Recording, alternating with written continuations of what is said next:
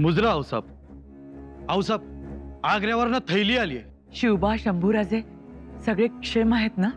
वय वय, पण आग्र्यातला बादशाह मात्र शेम नाही। महाराजांनी त्यांची झोप उडवली। अगं बाई, म्हणजे काही उलट सुलट तर घडलं नाही ना? जे घडलं त्यांना अख्खा हिंदुस्तान हादरलाय। काय घडलं ते सगळं सांगा फुलाची, आम्ही ऐकायला उतावीळ आहोत। एक एक गोष्ट नीट सांगा। हाऊसाहेब, बादशाच्या वाढदिवसाच्या आदल्या दिवशी महाराजां शंभूराज आग्र्यात पोचलं। दुसऱ्या दिवशी सकाळी दरबाराची धामधूम चालू होती।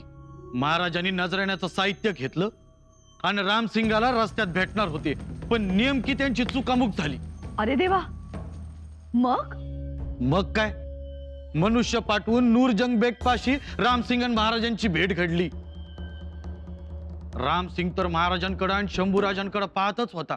रस्त्यावर ही गर्दी होती आणि महाराजांनी नजराणा म्हणून बादशाला आणलेला हत्ती रामसिंगानं आपल्या हवेलीवर पाठवून दिला आणि रामसिंग महाराजांना घेऊन किल्ल्यावर निघाला। घाईघाईनं किल्ला जवळ केला। खातर जमा करून अधिकारी आतमध्ये सोडायला लागला। रामसिंगाला घाई होती दरबारात जायची, तरी पण रामसिंगानं महाराजांना आणि शंभूबाळांना थांबवलं आणि तो त्यांची बोलायला लागला। काहीतरी सांगत होता, महाराज ऐकत होते, पण ते ऐकून महाराजांच्या मनात तिडीक उठली।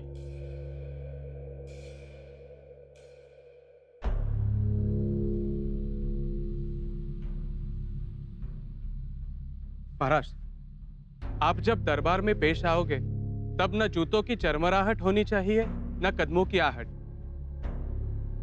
मतलब बिल्ली की तरह? ना ना, मेरा मतलब बिल्ली जब चलती है तब उसके कदमों की आहट नहीं होती। हाँ, मतलब नहीं, बस थोड़ा ध्यान रहे। और आप जब बादशाह सलामत से वार्तालाप करो तब आपको मुंह पर रुमाल रखना होगा। जैसे रोगी, खासकर यक्ष्मा से पीड़ित रोगी बात करते वक्त मुंह पर रुमाल रखते हैं, वैसे? नहीं, मेरा वो मतलब नहीं था। वो एक रिवाज है, शाही रिवाज। समझ गया। और बादशाह सलामत से जब आप वार्तालाप करोगे तब आपकी नजरें झुकी ही रखिएगा। बादशाह सलामत से नजरें मिलाने की जरूरत न कीजिए। शंभूराजे, आप भी ध्यान रखिएगा। बिलकुल,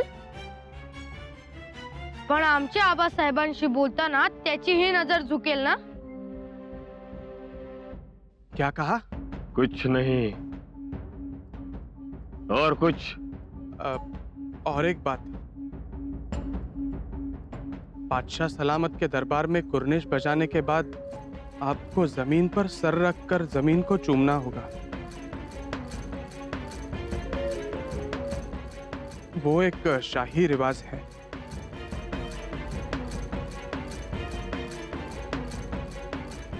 बाई ग, एवढे कायदे कानून त्या बादशाह पुढे जायला? बादशाह हिंदुस्थानातील लोकांना गुलामच समजतो। पुढे काय झालं? पुढे काय, दिवाने खासचा दरबार भरला होता। वजीर जाफर खान, आमीन खान, राजा जसवंत सिंग, फुलाद खान हे सगळे सरदार आणि उमराव उभे होते। औरंगजेब तख्तावर बसला होता आणि हे सगळे जमिनीवर नाक घासत होते। त्यालाच कुर्निश म्हणतात तर?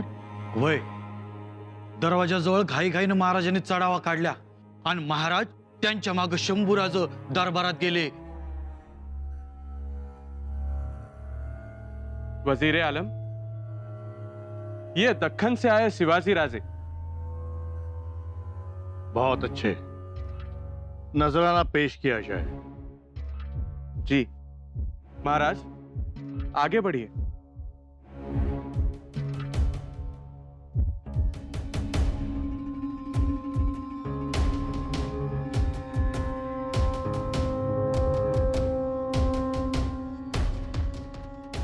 महाराज, अब कुर्निश बजाइए।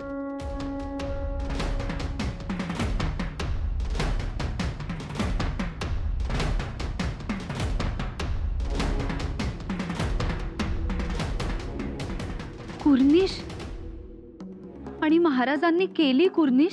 ते कसले कुर्निश करतात? मग काय केले असणार महाराजांनी?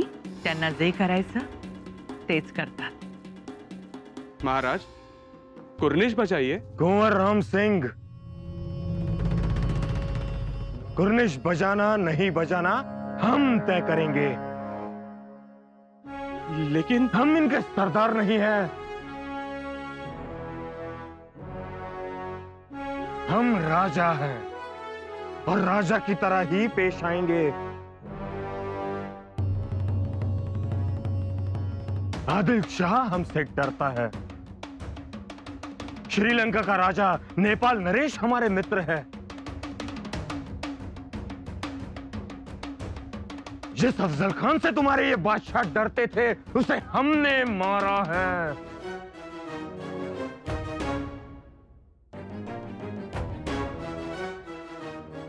हम कुर्निश नहीं बजाएंगे.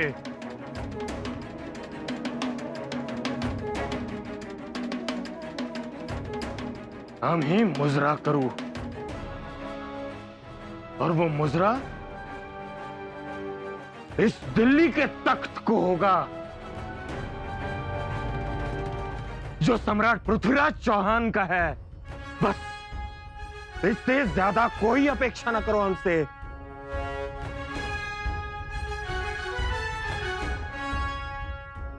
महाराजांनी बादशाला नजराना पेश केला. वजिरांनी महाराजांना जसवंत सिंगाच्या मागे उभं केलं आणि मग बादशानं एकेकाला खिल्लत द्यायला सुरुवात केली. बक्षी, आमीन खान, कय्यूम खान आणि राजा जसवंत सिंग.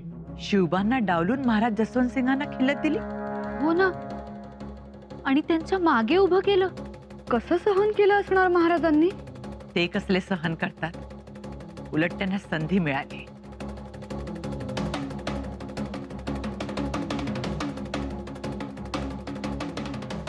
राम सिंह, जी महाराज. ये आगे की कतार में वो कौन खड़ा है?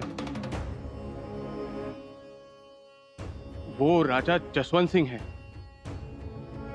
राजा जसवंत सिंह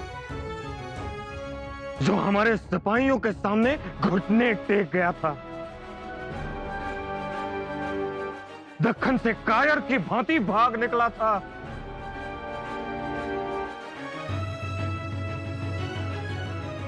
उसे बादशाह सलामत खिल्लत इनायत करते हैं. महाराज, इतना ही नहीं, हमें उनके पीछे की कतार में स्थान दिया जाता है. क्यों हो रहा है ये सब? महाराज, हम जब से मिर्जा राजा से मिले हैं तब से पग पग पर हमारा सिर्फ और सिर्फ अपमान हो रहा है.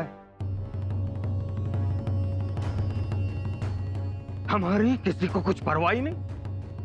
हमारे स्वागत के लिए कोई आता नहीं. आता है तो कौन? वो कारकुन मुंशी. आणि आमचा इंतजाम कुठे करता? धर्मशाळेत. पण एक गोष्ट सगळ्यांनी लक्षात ठेवा.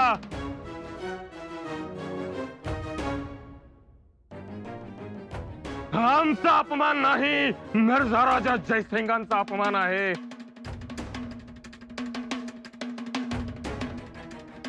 त्यांच्या शब्दाला, त्यांच्या वचनाला इथे जर किंमतच नाही हे आम्हाला कळलं असतं तर आम्ही इथे आलोच नसतो. लेकिन हम आए. आम्ही आलो. इसकी दूसरी वजह मिर्झा राजाने घातलेला काबा. खुद्द बादशाह आलमगीर आमच्याशी बोलता आहेत असं समजून आम्ही इथे आलो. दख्खनची सुभेदारी घेण्यासाठी. मगर सुभेदारी तो दूर की बात, खिल्लत तक इनायत नहीं की गई हमें अब तक. महाराज सुनिए. बस, हम कुछ नहीं सुनना चाहते हैं.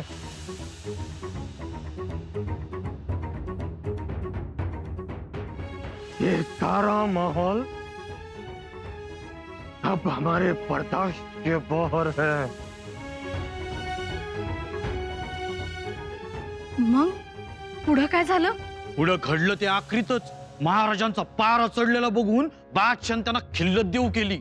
दक्खन के जमींदार जहागीरदार सिवा भोसले की खिल्लत. वजीर सल्तनत मांगने से मिलता है वो पानी बराबर होता है, उसका कोई मूल्य नहीं रहता, कुछ अहमियत नहीं रहती. और एक बात, ऐसी खिल्लतें हम अपने सरदारों को हर रोज बांटते हैं. ले जाओ ये खिल्लत.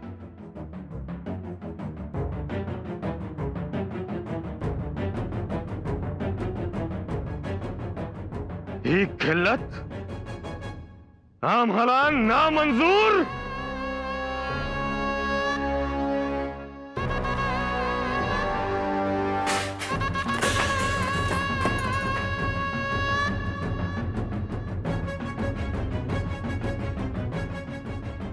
मसला क्या है? हम जमींदार हैं. हाँ, मिर्झा राजा जयसिंगांना 23 किल्ले देणारा जमींदार. जमींदार के पास किला होता है, हम राजा हैं.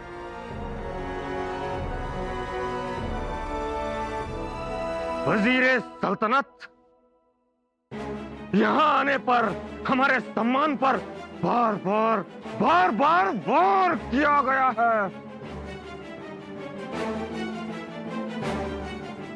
महाराजांचा रुद्र अवतार बघून बादशाहनं राम सिंगला कारण विचारलं. त्यानं सांगितलं आग्र्याच्या गरमीचा त्रास झाला राजाना. औरंगजेबानं तिरमिरे दरबार बरखास्त केला.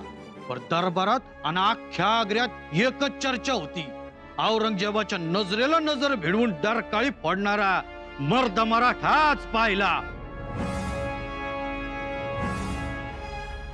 निघतो, आज्ञा असावी. पुढची खबर तातडीने यावी. होय.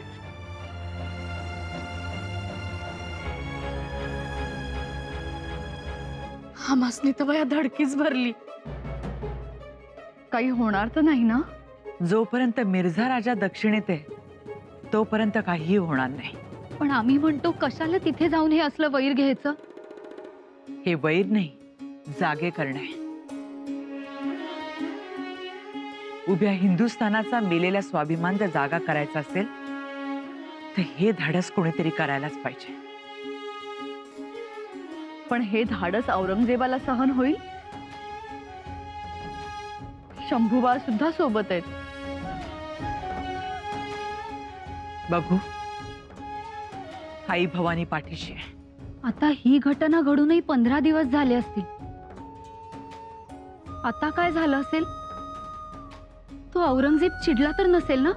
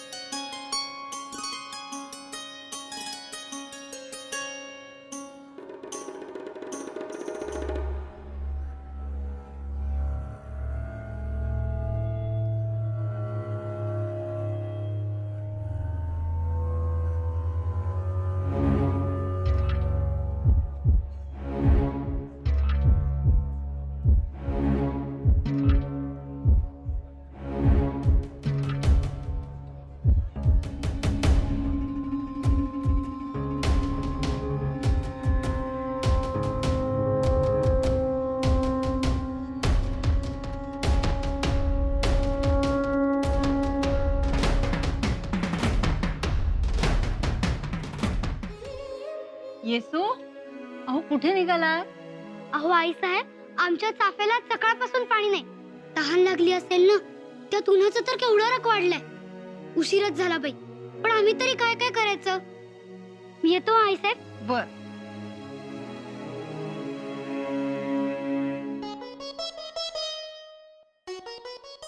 आई साहेब लवकर या ना. आई साहेब. येसूबाई, अहो काय झालं? आमचा चाफा कोणीतरी खाल्ला, शेळीने नाही तर वासराने. अगं बाई, किती चांगला होता. किती छान दिसायचं. सगळे बघायचे, वाटायचं खूप मोठं होईल. पण बघा ना काय अवस्था झाली. बरं तुम्ही रडू नका, डोळे पुसा आधी. रडू कसं नका. आम्ही काय काय ठरवलं होतं. आम्ही चाफ्याला फुलं आल्यानंतर ते फुलं राजगडावर घेऊन जाणार होतो. महाराजांच्या सिंहासनाची पूजा करणार होतो. आणि एक एक फुल मातोश्रींना देणार होतो. पण आता काय करू आम्ही. अहो असं धीर सोडू नका. पण आता सुकून जाईल ना चाफा. नाही जाणार चुकून, कारण त्याची पानं खाल्ली असली तरी त्याची मुळं सलामत आहेत. तुम्ही पुन्हा त्याला पाणी घाला. पुन्हा त्याला पानं फुटतील. पुन्हा तो पहिल्यासारखं होईल. हो, पुन्हा पालवी फुटेल, तो पुन्हा डवरेल. आणि त्याला छान छान फुलंही येतील. हो, पण एक, आता पुन्हा रडायचं नाही. राजगडावर जर कळलं की येसूबाईंच्या डोळ्यात पाणी आलं तर आमची चौकशी होईल. अहो गंमत केली मी. आता तुम्ही युवराज्ञी आहात, तेव्हा अशा छोट्या छोट्या गोष्टींसाठी आता घाबरायचं नाही, रडायचं नाही. युवराजांना जर कळलं तर तुमच्यावर हसतील, तुमची चेष्टा करतील. खरंच हो, आमच्या ध्यानातच नव्हतं. आमचं चुकलं.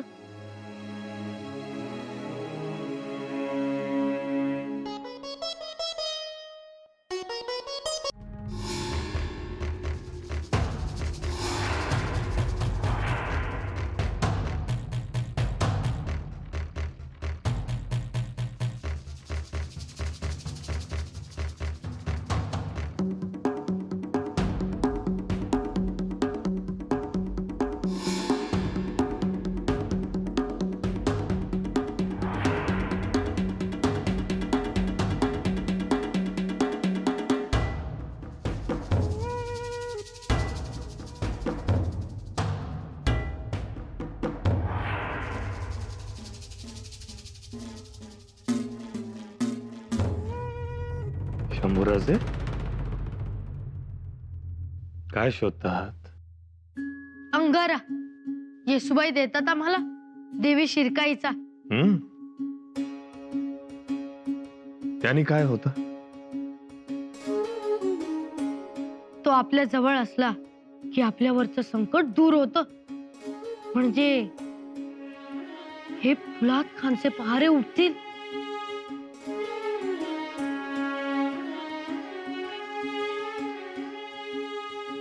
शंभू बाळा, या जगात फक्त शक्ती आणि युक्ती म्हणजेच बुद्धीमुळे काम होतात.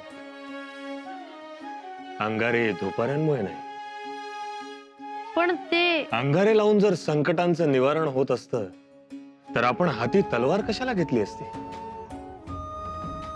म्हणजेच शक्ती महत्वाची, बुद्धी महत्वाची. पण मग आता आपल्याला इथून कोण सोडवणार? युक्ती. म्हणजे कोण? राम सिंग, कुंवर राम सिंग. ही असेल आपल्या युक्तीची सुरुवात. बादशाह सलामत, आप दयालु हो, जिंदा पीर हो. हाँ हाँ, तो हुजूर, आपने शिवाजी राजे पर फुलाद खान के पहरे लगाए हैं. राम सिंह, तो अच्छी तरह से जानते हो कि हमने ऐसा क्यों किया. पर हुजूर, वो पहाड़ी है. तो वो लोगों के पेट फाड़ता है, उंगलियां काटता है, खिल्ली भी उड़ाता है, भरे दरबार में ऊंची आवाज में बात करता है, नजरें भी मिलाता है. ये काफिर हद से बाहर बढ़ गया है. माफी चाहता हूँ. मैं शिवाजी राजे की तरफ से माफी मांगता हूँ हुजूर. मेरे पिताजी ने उन्हें सलामती का वचन दिया था. क्या कहें क्या करें, तुम्हारे वालिद मिर्जा राजे जय सिंह पता नहीं किस किस को वचन देते फिरते हैं. अब इसका हम क्या करें? हमें तो तफ्तीश करनी होगी. बादशाह सलामत. और ये काफिर वचन देने लायक था क्या? नहीं, पर और यह काफिर जब चिल्लाता है तो उसकी दहाड़ आगरे के किले के बाहर सुनाई देती है. अरे इसे तो दक्कन में ही मर जाना चाहिए था, उसे यहाँ क्यों भेजा? बादशाह सलामत, पिताजी ने जो किया वो मुगल सल्तनत के लिए किया. उन्हें सलामती का वचन दिया और आगरा भेज दिया. और आप तो जानते हैं कि वचन की मर्यादा। बस ये ख्याल रहे कि वचन मिर्जा राजे साहब ने दिया है, हमने नहीं। हम तो तफ्तीश करेंगे। बुलाओ उस काफिर शिवा को दरबार में। ये हमारा हुक्म है।